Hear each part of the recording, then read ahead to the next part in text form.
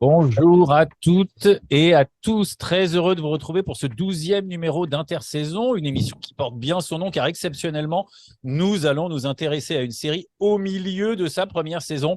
Je veux bien sûr parler de The Last of Us, série HBO diffusée sur Prime Video et qui est la bonne surprise de ces dernières semaines. Une série suffisamment riche pour que nous décidions de l'évoquer avant même la fin de sa diffusion.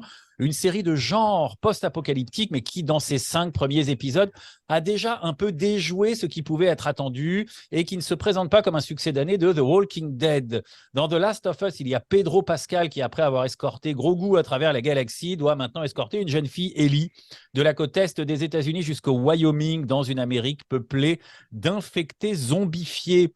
On croise une dictature militaire, des résistants, des collabos qui ont tous une bonne raison de livrer les leurs, un survivaliste amoureux, des bisons semblant sortis d'un western, et bien sûr une bonne dose de morts-vivants champignonesques qui aiment croquer les humains. Avec moi aujourd'hui, une saisonnière que nous avons le plaisir d'accueillir pour la première fois, Annelise Melchion, qui est spécialiste des fictions de fin du monde. Elle a signé tout récemment un ouvrage chez Playlist Society, Apocalypse Show, quand l'Amérique s'effondre.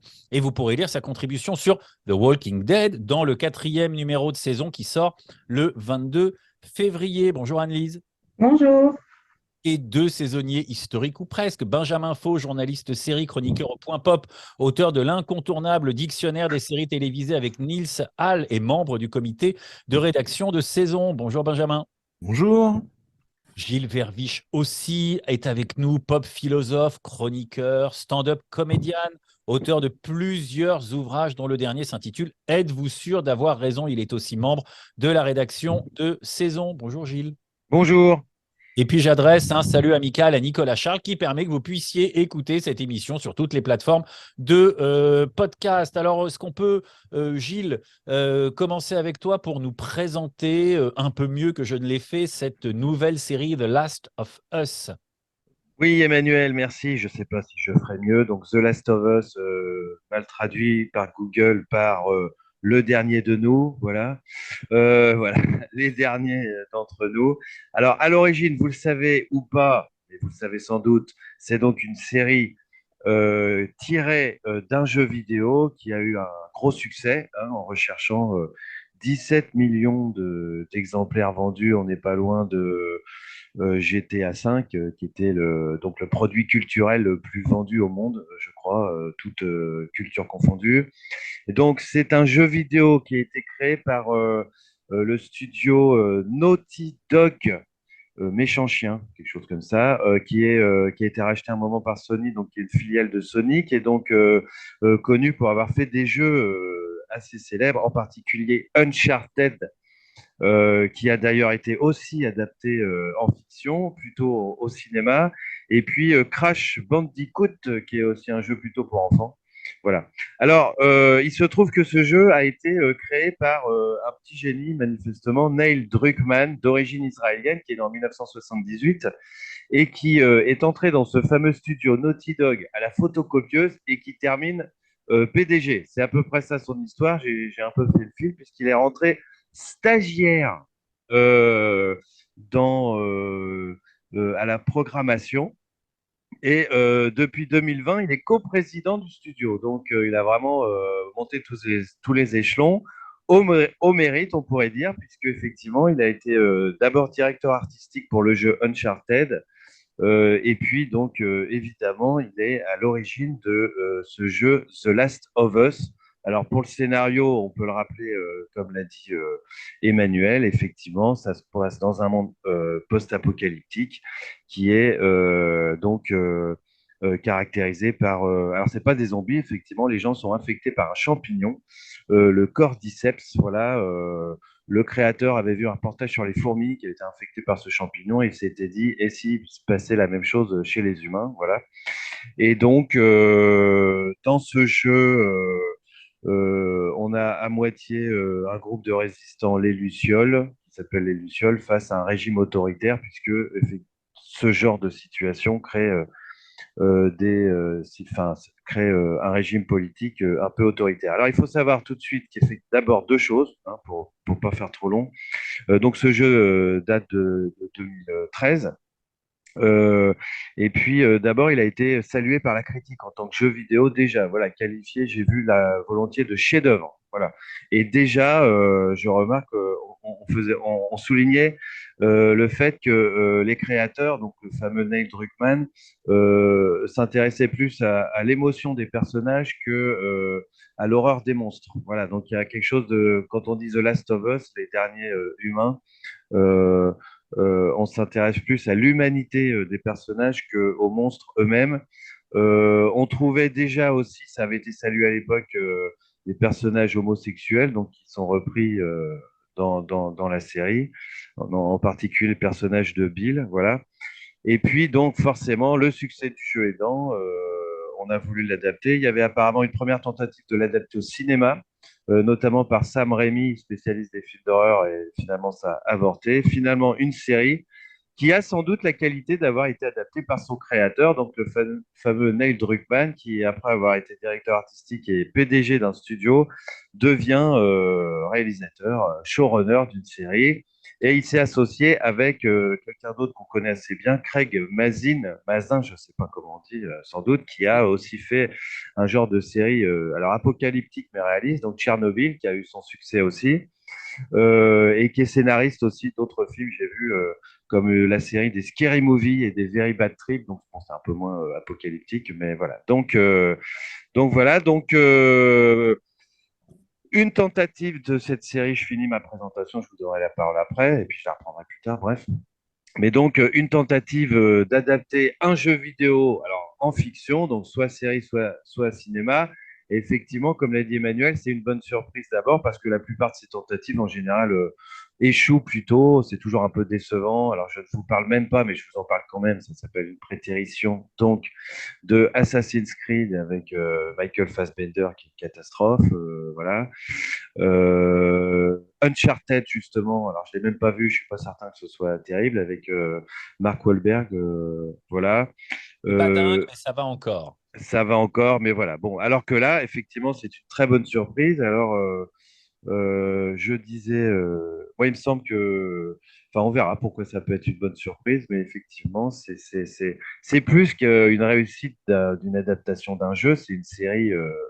On oublie, voilà, parce que certains diront, moi je connais pas le jeu. Moi j'ai commencé à y jouer un peu il y a quelques années, j'avais un peu décroché, donc pour vous dire qu'on n'est pas obligé d'être fan de. Apparemment, il y a du fan service puisqu'il y a pas mal de scènes et de répliques qui sont dans le jeu, mais en fait, peu importe qu'on connaisse le jeu ou pas, puisque c'est une série qui a sa propre valeur et puis qui peut tout à fait se regarder sans connaître du tout le jeu vidéo, peu importe. Enfin voilà, c'est assez réussi pour ça. Et donc voilà, donc sur les thèmes qui sont développés, On en on va reparle. pouvoir en reparler. Voilà. Merci beaucoup, Gilles. J'ajoute simplement à la production, on a vu passer le nom de Caroline Strauss, qui est connue pour Game of Thrones. Et les deux showrunners réalisent aussi les deux premiers épisodes. Alors, Gilles évoquait les jeux vidéo, hein, le fait que c'était une série à part entière, mais qu'il y a quand même du fan service et qu'il y a quand même plus que des connexions avec les jeux vidéo originels. Benjamin, sur ces jeux vidéo. Ben oui, parce que je crois que je suis le seul ici à les avoir finis. Parce que déjà, voilà, déjà, première information, il y en a deux. Hmm. Ouais. Il y a The Last of Us et il y a eu The Last of Us 2. Donc, c'est qu'il peut y avoir une suite à The Last of Us. Ce qui est déjà, ce n'est pas un spoil. Je vais essayer d'en faire le moins possible. Je vais essayer de me retenir vraiment hein, pour ne rien spoiler. Mais c'est déjà une information qu'il puisse y avoir un Last of Us deuxième partie.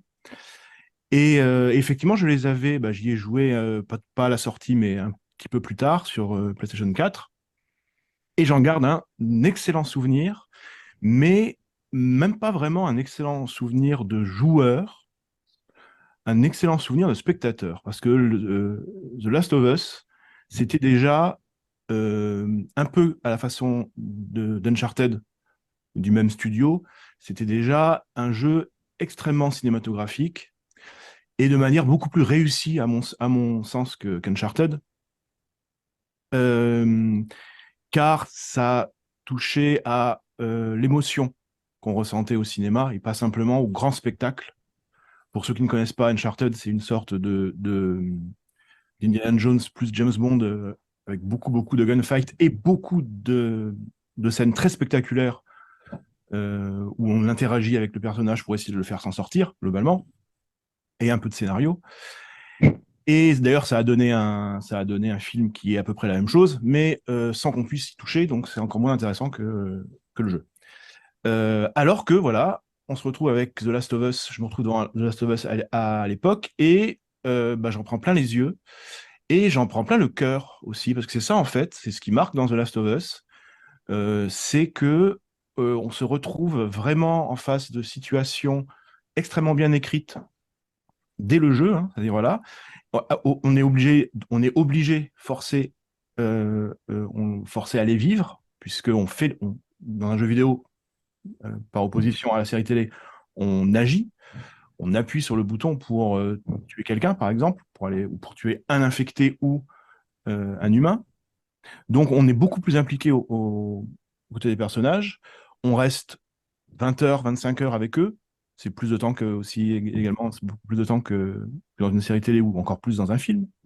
Donc on est vraiment à leur côté, on est vraiment totalement investi. Et à la fin de The Last of Us, j'en suis sorti tout dévasté, avec plein de séquences très fortes, certaines qui sont déjà passées dans la série, d'autres qui sont à venir. Donc je ne vais pas en parler.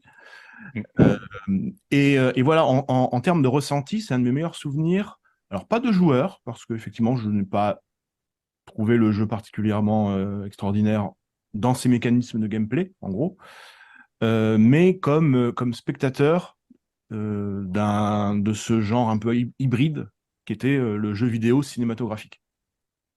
En tout cas, on est en présence d'un univers, on va dire, post-apocalyptique, parce que quand la série commence, il y a quelques flashbacks, mais quand la série commence, on est déjà 20 ans après l'infection et le virus, enfin le virus champignonesque, on va dire comme ça, le virus champignon cordyceps qui s'est emparé des humains. Alors Anne-Lise, qui est quand même spécialiste de cette question, un mot peut-être sur les codes, les tropes de l'imaginaire apocalyptique ou post-apocalyptique dans The Last of Us? Oui, oui. Alors, c'est ça qui est quand même assez fascinant avec cette série, c'est qu'on est vraiment dans un genre très codé et ça coche toutes les cases. D'abord, ça ne commence pas avec l'infection, ça commence donc avec un flashback. On est en 1968, petite discussion, talk show assez drôle, et déjà, on est en train de nous expliquer qu'on est dans notre monde, on nous parle de réchauffement climatique, on nous parle de possibilités, de mutations, donc de parasites, de virus. Donc, bienvenue dans le monde post-Covid. Et, euh, et donc, on a cette première séquence. Et ensuite, on arrive sur la séquence fondatrice, 2003. Donc, la séquence pilote, celle qui va expliquer la catastrophe. Et donc, on sait à ce moment-là que le réchauffement climatique a eu lieu. Donc, on est déjà dans quelque chose qui pose les bases. C'est une série réaliste, extrêmement réaliste, et en même temps, elle a quelque chose en plus, et Benjamin le disait bien, y compris sur le jeu, c'est-à-dire elle dit peu et elle montre énormément. Et il y a une poésie et une mélancolie finalement, tout en cochant les cases, qui, moi, vraiment, c'est ça qui est assez incroyable, c'est que c'est rare, ou alors il faut aller chercher vers The Leftovers, des séries plus métaphysiques, mais de séries qui parlent de zombies, tout ça, enfin de zombies, d'infectés, c'est extrêmement rare de voir cette beauté narrative. Et du coup, on est donc dans une série qui est à la fois qui a complètement les codes et en même temps qui quand même qui prend un petit peu de distance par rapport à ces codes et qui nous offre un spectacle cinématographique complètement plein. Et en tant que spectateur, on est dévasté à chaque seconde de de la vision de cette fin du monde. Donc nous, téléspectateurs, qui avons aussi vécu donc un événement récemment qui nous a, qui du coup aussi peut-être pose les questions différemment pour les showrunners. Il y a eu des remarques très positives sur la beauté des décors, et le réalisme des décors, c'est-à-dire les villes complètement détruites, avec voilà, à la fois des plantes qui ont poussé. Là, il y a quand même c'est peut-être un peu plus, voilà, j'ai dit poétique, un petit peu réaliste, un petit peu plus beau que d'autres univers, par exemple, type The Walking Dead, où il y a une espèce de dévastation, mais plus minérale. Anne-Lise, voilà, toi qui connais bien. Non, mais alors, les ruines sont effectivement extrêmement cinématographiques. Alors, c'est pas nouveau en fait. C'est des décors qu'on voit et qu'on a vus. Donc, avec la nature qui reprend ses droits, la végétalisation des immeubles détruits, etc. Donc, là-dessus, c'est pareil. C'est des choses qu'on a déjà vues, mais cette façon de nous faire rentrer, puisqu'on est souvent dans des tunnels ou à l'intérieur, et on sort de temps en temps et on sort avec le regard d'une jeune, enfin d'une enfant qui n'est jamais sortie en fait.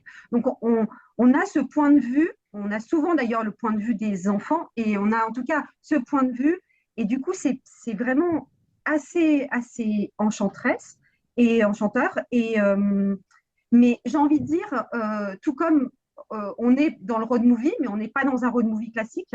Euh, si vous voulez, alors c'est effectivement, on parlait aussi de la question politique, il nous pose un peu des éléments comme ça, et en même temps, c'est jamais là la question. Ce qui compte vraiment, c'est ce développement entre ces personnages, cette amitié, cet humour, cette poésie qu'on est en train de vivre avec eux, en fait.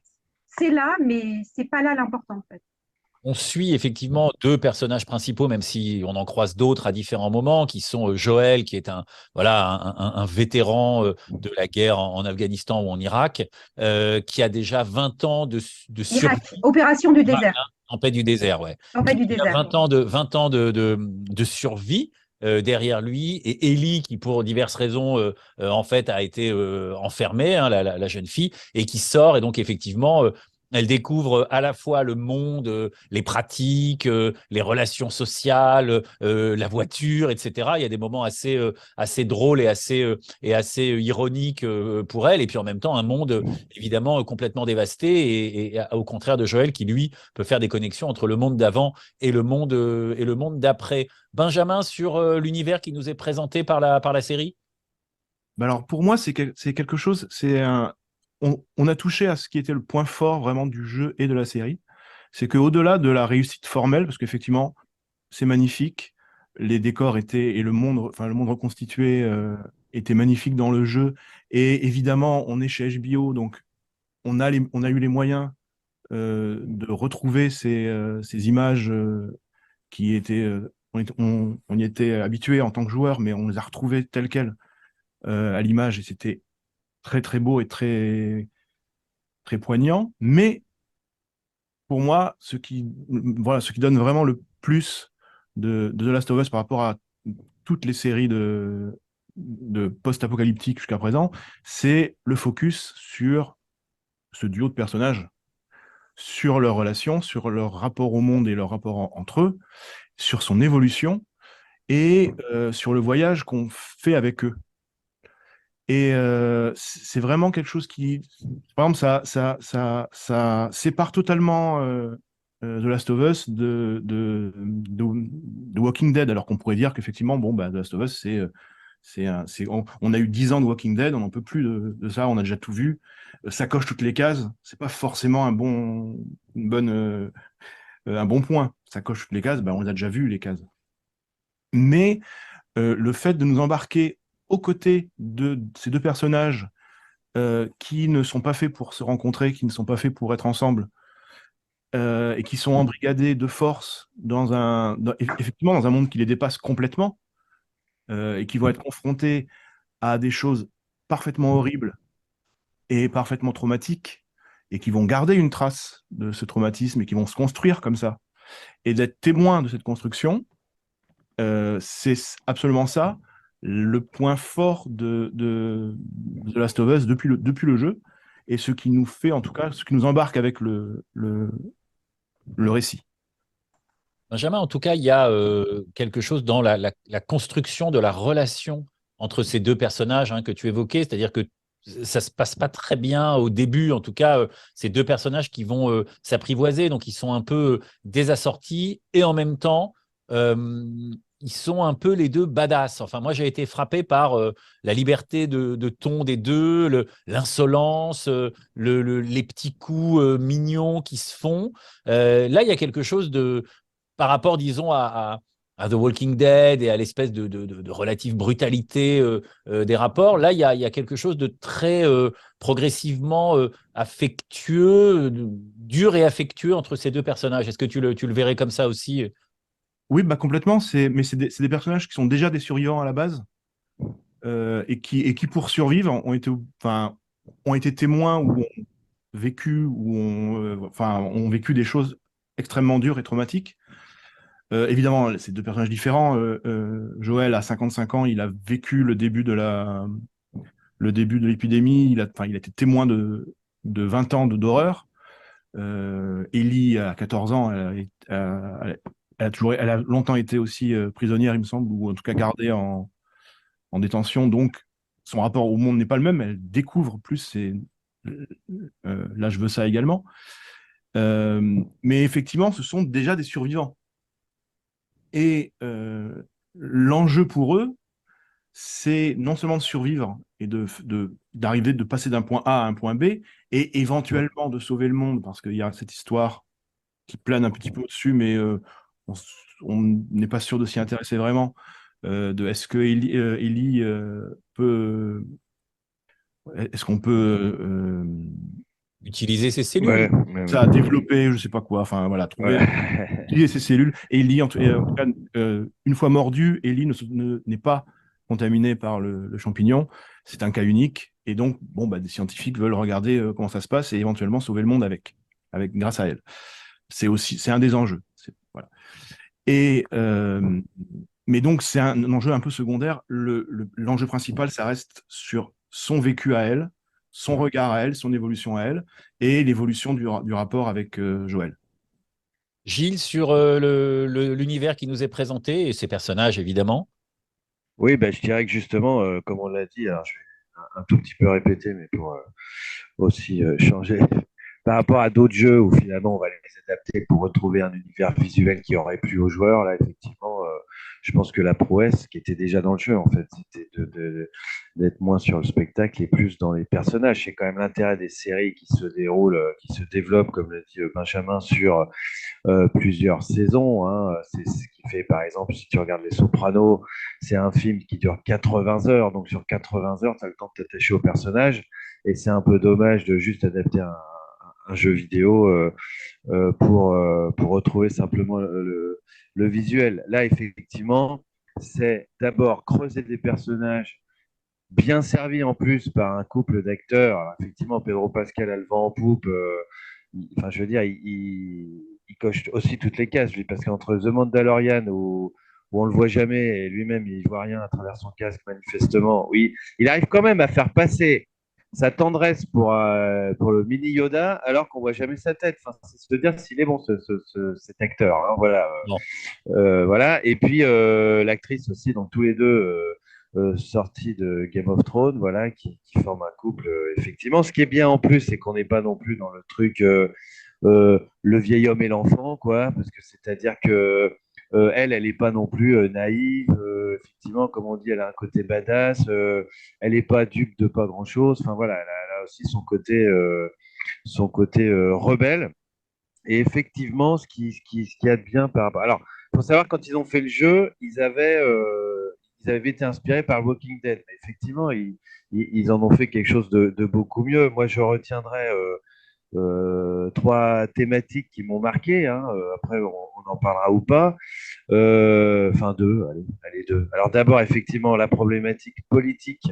Le jeu, ce qui est fou, c'est que le jeu date de 2013 et qu'effectivement, comme le disait Annelise, en post-Covid, il ne se pose plus de la même manière. C'est-à-dire, cette espèce de dictature militaire instaurée nous replonge dans tous les débats qu'il y a eu sur le Covid entre liberté, santé, sécurité. Et donc, ça résonne d'autant plus. Hein, il y a un côté visionnaire quand même chez ce Neil Druckmann, puisque les questions politiques se posent. On est prêt à renoncer à quoi? Est-ce que ça justifie effectivement ce genre de dictature?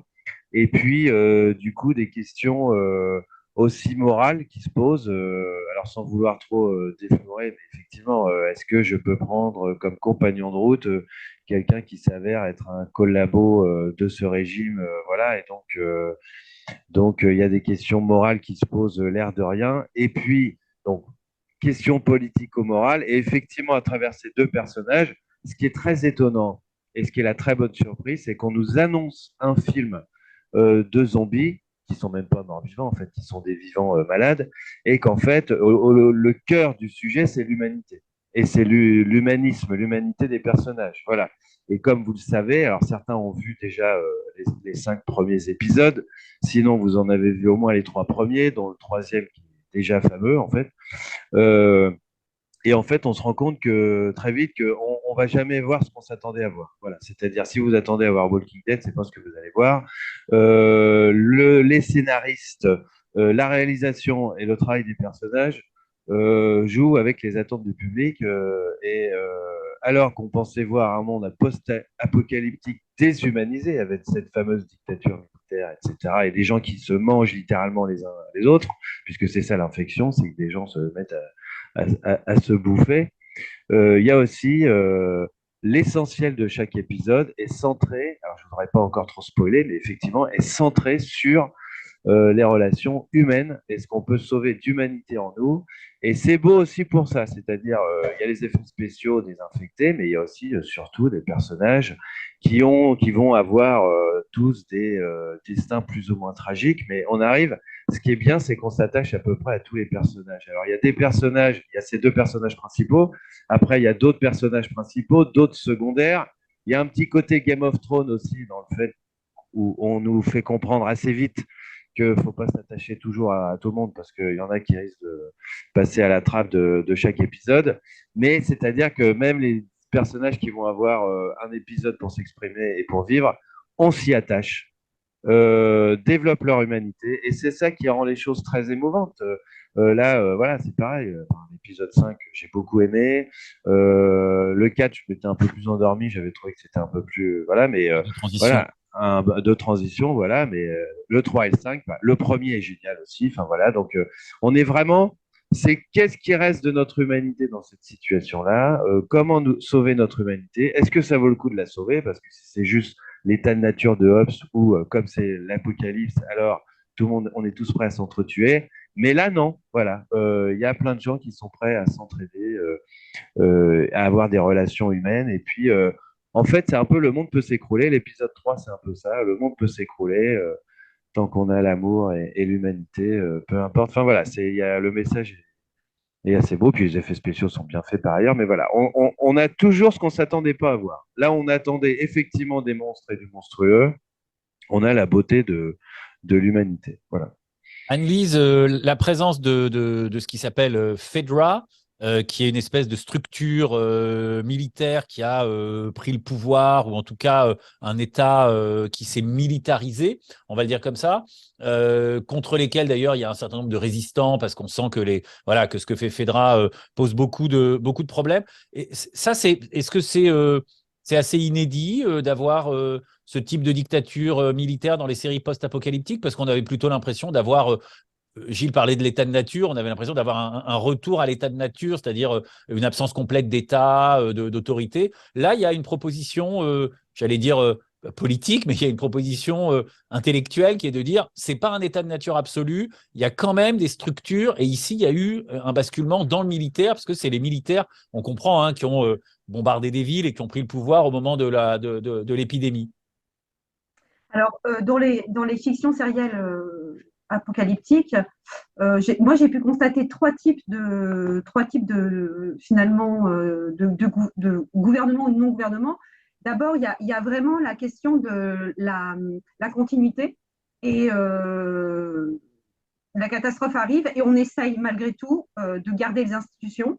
Bah, c'est le cas évidemment des United Survivors, c'est d'ailleurs le titre même, et ils sont tous morts, mais lui c'est le survivant désigné. Pareil pour Battlestar Galactica. Celle qui va être présidente, c'est la 33e dans l'ordre protocolaire.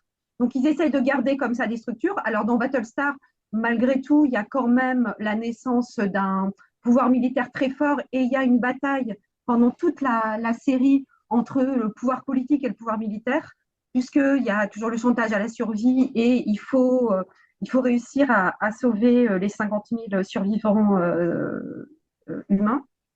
Dans Walking Dead, ce qui est remarquable, c'est qu'il n'y a plus rien, en fait. Donc, tout s'est effondré et il ne reste plus que des communautés qui se reconstituent. Sous plutôt donc avec la question de Hobbes, etc. ou pas. La communauté de Rick, c'est plutôt, on va dire que les héros, c'est plutôt des anarchistes un peu sympas, en fait, où l'humanité et où la question justement de l'amour et de l'amitié, qu'on peut voir d'ailleurs dans The Last of Us, en fait. Moi, je trouve que parfois, on est proche de l'univers de Walking Dead. Vraiment, Rick et sa bande, ils essayent d'instaurer ça. Et honnêtement, c'est peut-être le seul truc un peu chouette enfin, pas que, mais ça fait partie des trucs chouettes dans Walking Dead, c'est qu'on sent que parce qu'ils s'aiment, parce qu'ils s'entraident, ils vont gagner, en fait. Et c'est pas le faux happy end américain, c'est qu'il y a vraiment une réflexion sur le partage dans un monde où il n'y a plus rien et on croit à plus rien. Et puis donc, il y a effectivement le fait de réinstitutionnaliser de la politique de manière très autoritaire, donc comme dans The Last of Us. Et j'ai envie de dire, ce qui déborde, c'est la résistance, effectivement. Donc, soit des résistances un peu individuelles, comme peuvent être Joël et puis Tess, qui essayent un peu de se débrouiller dans ce système, soit des résistants plus organisés, donc les Lucioles.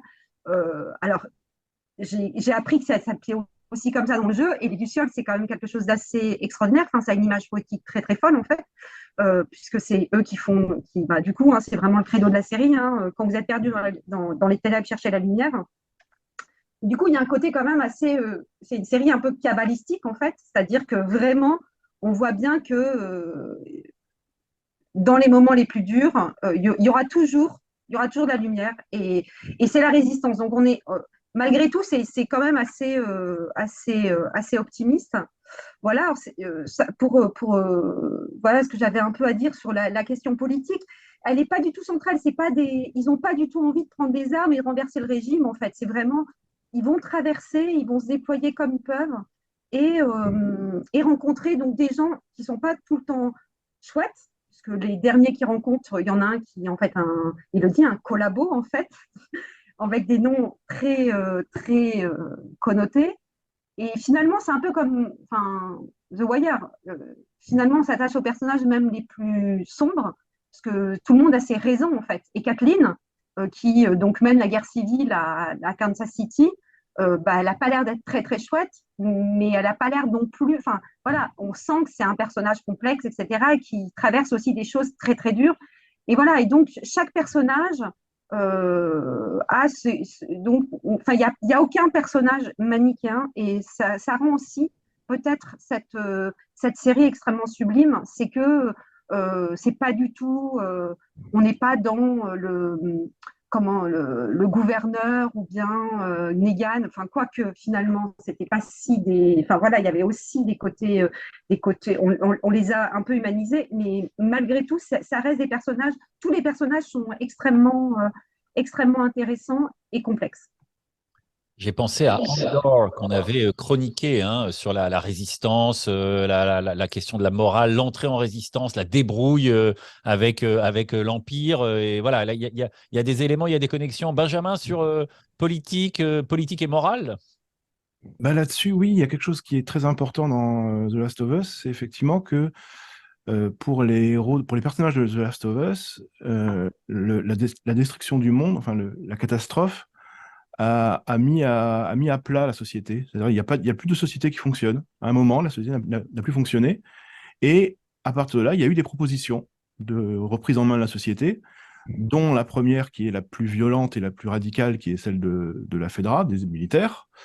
Et ensuite, évidemment, naissant de l'oppression militaire, des mouvements de résistance. On voit aussi, on croise parfois aussi des pillards et des gens qui ont essayé qui sont entrés dans une logique plus tribale. Donc il y avait des choses comme ça aussi qui ont existé. Et un des messages, à mon sens, dès les premiers épisodes, donc on peut déjà le voir, c'est que la solution pour la survie dans ce monde-là, ce n'est pas de recréer une société, la société de manière violente, etc., comme ça a été fait, euh, pour essayer de contrôler la maladie, mais c'était de protéger ceux qu'on aime et ceux qu'on a. Voilà, c'est des rapports humains très proches, et en fait, c'est une sorte de reconstruction de la famille, plus que de la société. C'est ce qui se passe dans l'épisode 3, où on a un exemple de deux personnes qui se recréent une famille, hein, enfin, qui se recréent en tout cas un lien suffisamment fort pour être considéré comme un lien familial, amoureux, et qui parviennent à survivre relativement bien dans ce monde-là. Et ce sera aussi évidemment au centre de la relation Ellie et Joël. Et ça repose une autre question, une dernière question qui est encore un petit peu qui commence à apparaître dans le dernier épisode, je pense, qui est essentielle pour The Last of Us, qui est la question de la loi du talion et la question de la vengeance. On commence à voir apparaître dans cet épisode 5 un groupe de résistants qui doit, enfin, qui va se venger de l'ordre établi.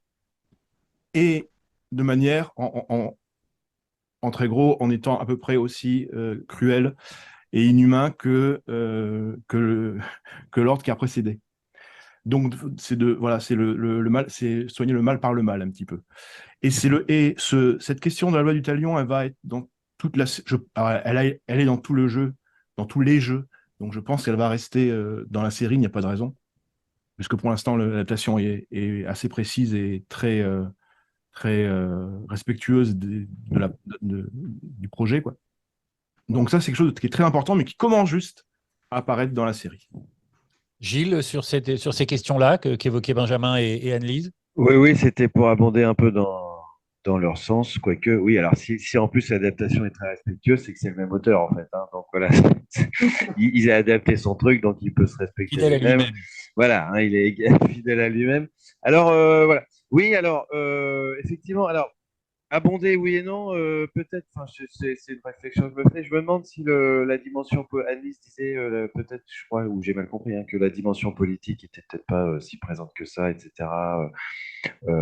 Moi, il me semble que quand même, c'est-à-dire qu'on se retrouve avec une sorte, effectivement, d'expérience de pensée à la Hobbes. Alors, c'est pas l'état de nature, mais on nous donne une situation dans laquelle on doit effectivement réinventer la société. Alors, peut-être en parlant de la famille, ça me fait penser à ces philosophes du contrat ou pas, comme Hobbes, Rousseau ou David Hume, je ne sais pas si vous connaissez, mais qui essayent de se demander finalement pourquoi, comment les hommes se sont-ils mis à vivre en société.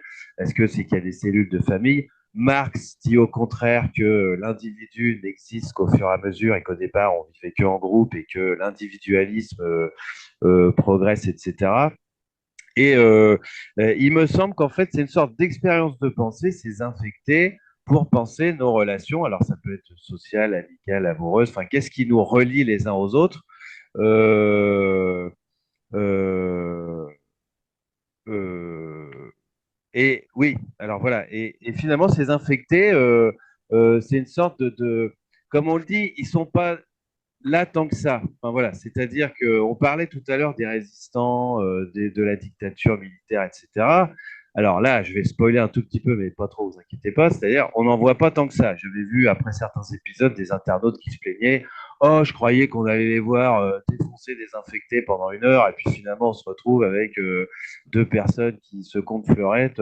C'est pas ça que je m'attendais à voir. Mais effectivement, c'est-à-dire que on a l'impression que ces infectés sont un prétexte pour plutôt interroger le rapport entre les vivants, enfin les vivants, en tout cas ceux qui sont pas infectés, en se posant la question, est-ce que l'enfer c'est les autres ou pas? Parce que finalement, dans cet épisode 5 qui a pu plaire aux uns et aux autres, le danger a l'air de plus de venir alors à la fois du régime militaire et même de ces fameux résistants dont parlait Benjamin, qui sont quand même, Kathleen, effectivement, c'est un personnage très ambivalent, mais qui est animé par quand même la vengeance, qui est quand même intraitable, hein.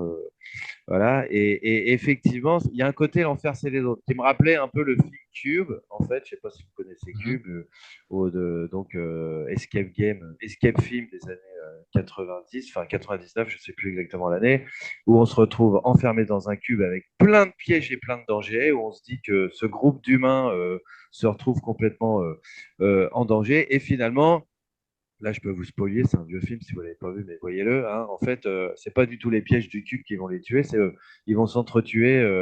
Voilà, finalement, il n'y a qu'un mort au début avec les pièges. Ça nous fait flipper. On se dit, ah, qu'est-ce qu'il y a d'autre comme piège? Et en fait, je crois que si on fait la liste, il n'y en a aucun qui est mort à cause du cube. Ils sont tous morts parce qu'ils se sont entretués. Là, c'est un peu la même chose, quoi. Voilà, c'est-à-dire que finalement, on sait qu'il y a des infectés ici ou là. On en voit un de temps en temps dans une cave derrière une pièce. Alors effectivement, ça fait des petites scènes un peu gore qui reprennent le code du film d'horreur. Mais voilà, le danger, enfin, notamment moi, ce qui m'a marqué dans l'épisode 5, qui commençait dans le 4 d'ailleurs, c'est que le danger vient plutôt des humains entre eux, comment ils se sont organisés après cette catastrophe. Quoi. Voilà, il me semble quand même voilà, il y a l'idée que le danger vient pas de là où on l'avait complètement identifié. Genre, je vois que Annelise, euh, Non, non, mais voilà. non, ça Donc, lance, voilà. Donc, ça voilà. lance le débat. Non, mais c'est vrai qu'on a l'impression que le Voilà. danger vient de partout. Non, Voilà. Anne-Lise, Bah, en fait, pardon, hein, mais c'est terrible parce que j'avais vraiment envie de réagir à tout ce que tu disais Voilà. sans faire du stylo. Non, alors, bah, en fait, des personnages qu'on s'attache, Tess, elle est mordue, en fait. Sam, il est mordu. Du coup, en fait, sur des personnages qu'on aime bien, il n'y en a pas beaucoup, en fait, il y a quasi la moitié meurt de désinfectés. Donc, c'est pas si vrai que ça finalement, même si je comprends ce que tu veux dire. Et c'était le cas de The Walking Dead en fait. Le danger, c'est pas les zombies, c'était les humains. Et là, c'est pareil. En vrai, enfin voilà, euh, et n'ayant plus de cerveau et n'ayant plus de, enfin voilà, ils se déploient de manière, voilà, ils se déploient et du coup, bah, c'est pas difficile, quoique pour eux, cette infection, c'est plus difficile que, parce qu'il y a des ramifications dans le sol, c'est plus compliqué quand même que pour les zombies. Et puis, c'est des armées, on a vraiment l'attaque dans la saison, dans l'épisode 5, c'est quand même des très très grosses armées et puis il y a un gros colosse. Donc, c'est quand même des antagonistes qui ont l'air quand même assez costauds. Mais je suis plutôt d'accord dans ce que tu dis. Évidemment, le danger, c'est les hommes et ça montre tout ce côté obscien. Et c'est là où c'est hyper intéressant et j'aimerais bien revenir sur l'épisode 3 parce qu'il est juste à part et allons-y, Anne-Lise. Ouais. c'est complètement fou en fait.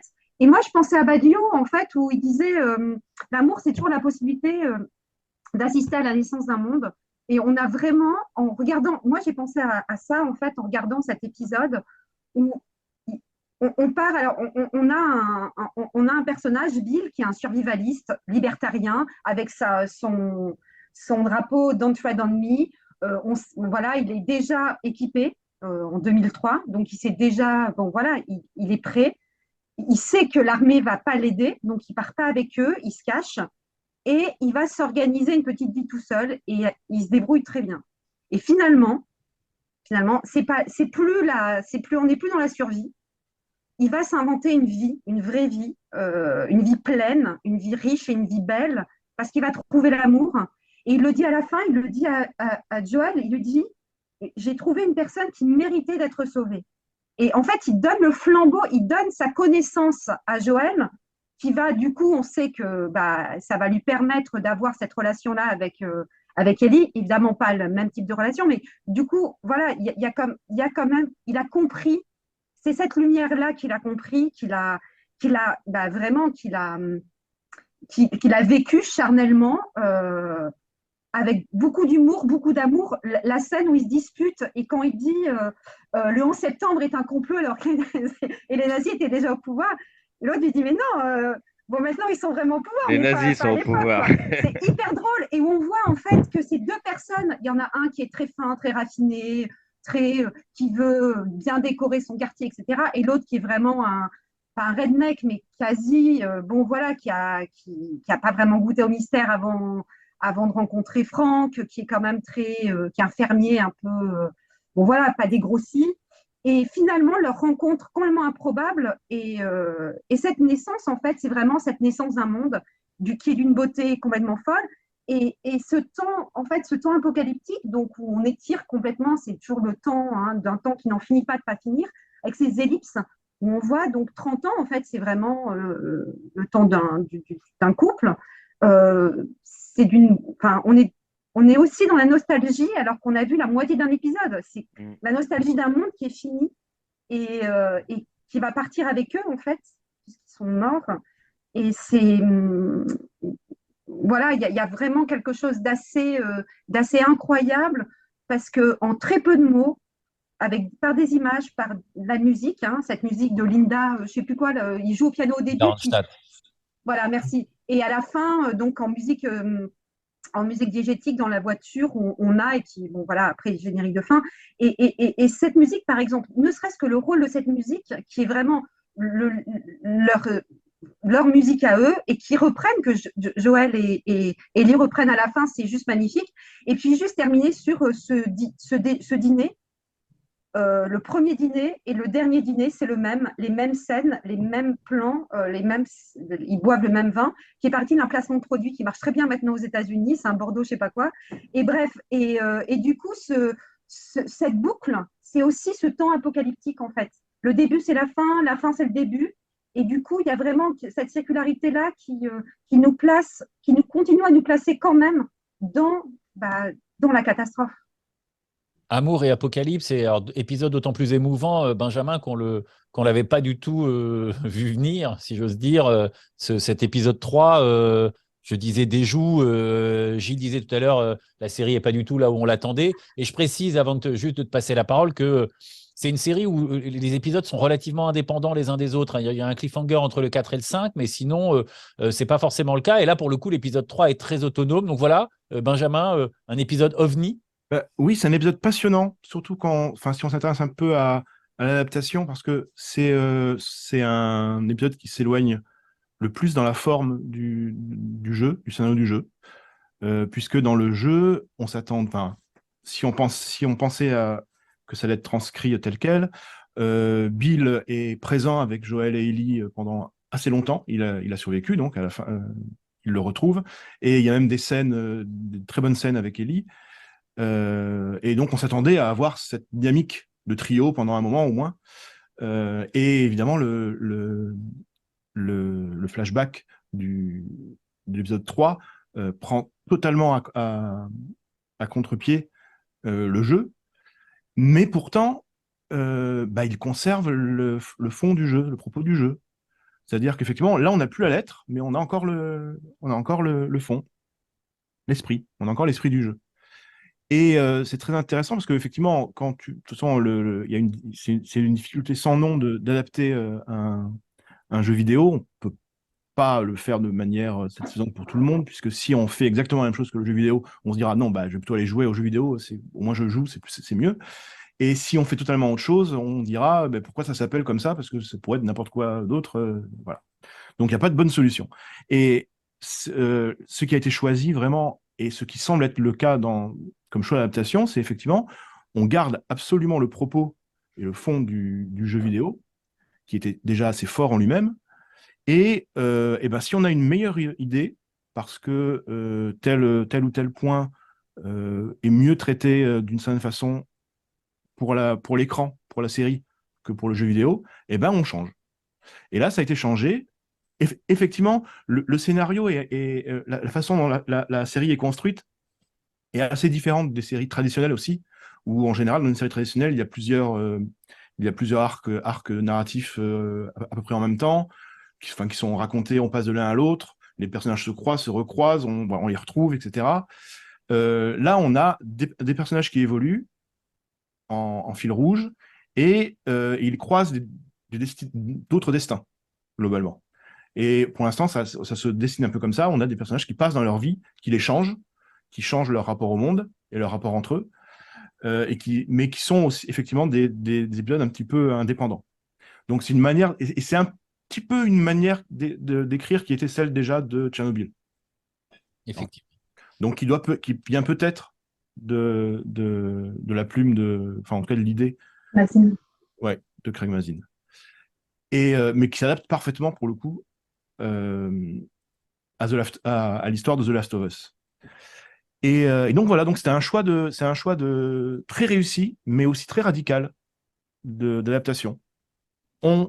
Si c'est efficace et que ça dit ce qu'on veut dire, et ben on le change de A à Z. Et tant pis pour les gens qui effectivement attendaient plus de littérarité.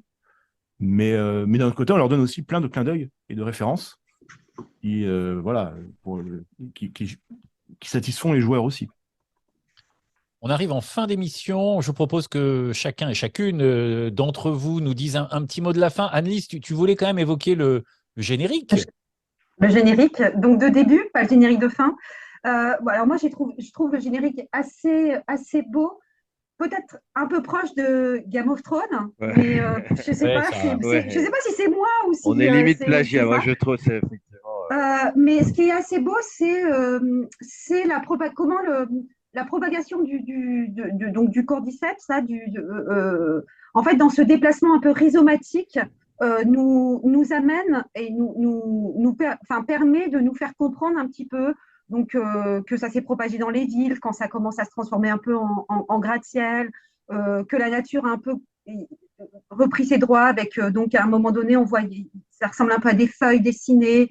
Il y a à un moment donné, on a un zoom et ça fait la carte des États-Unis, un peu avec une image de satellite, comme si c'était une image de satellite de nuit, en fait, avec une carte des réseaux de transport, donc où on voit la lumière. Je ne sais pas si vous avez remarqué, en fait, c'est assez beau, comme si la catastrophe, on sait mondiale, enfin voilà, ça va se passer aux États-Unis, hein, centre de cette catastrophe. Et puis à la fin, donc, ces deux derniers bouts de champignons qui se dessinent, donc qui représentent Joël et Ellie, avec la lumière derrière. C'est vraiment extraordinairement beau, je trouve.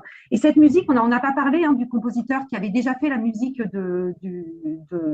du jeu, donc Gustavo Santaolalla, qui est vraiment très très belle et le fait que ça soit lui qui fasse aussi la musique, même si on a écouté du Dépêche Mode et puis du Linda Ronstadt, ça crée aussi cette continuité avec le jeu et cet univers avec le jeu, et c'est vraiment très beau.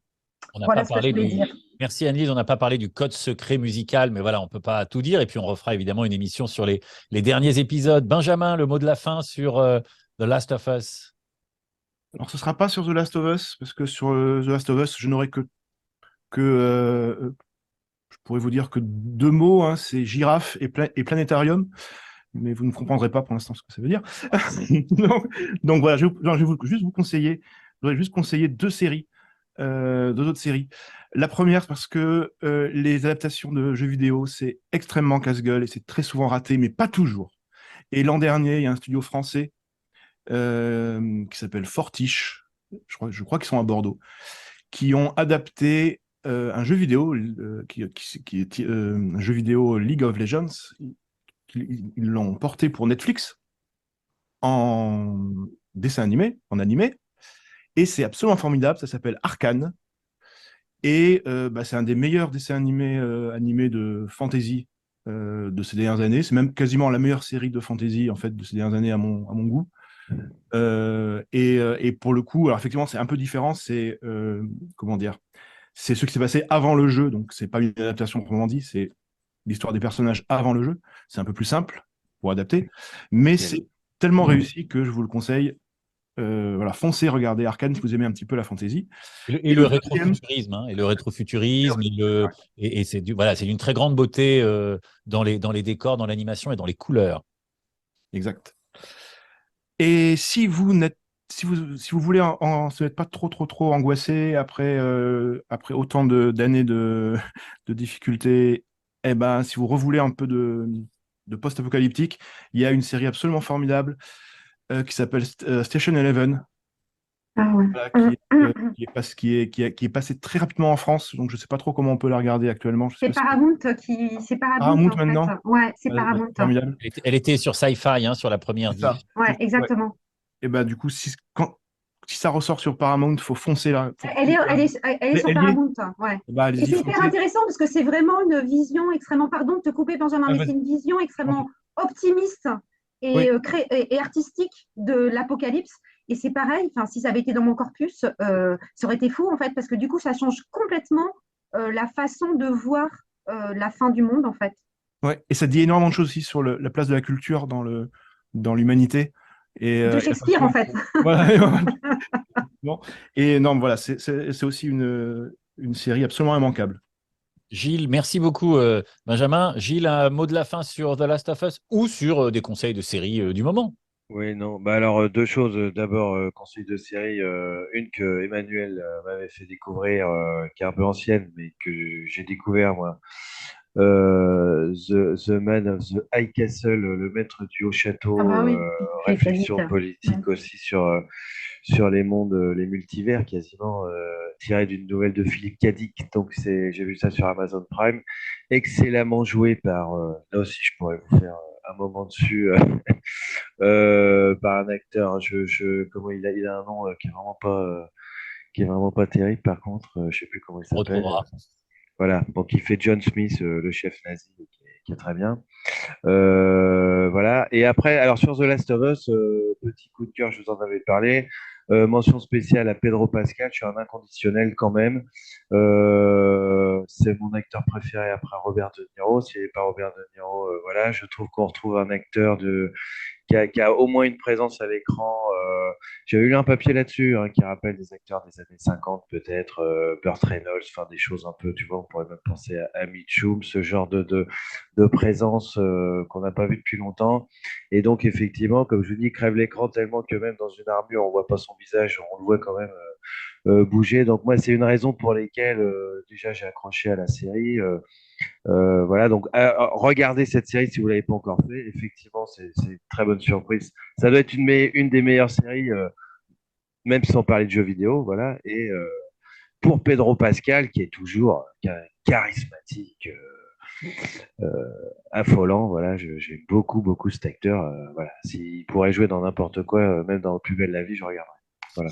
Merci à toutes et tous. Il reste encore 4 Merci. épisodes de The Last of Us. On se retrouve bientôt pour un nouvel épisode de Intersaison. C'était le 12e. À très bientôt. Au revoir. Au Merci. revoir.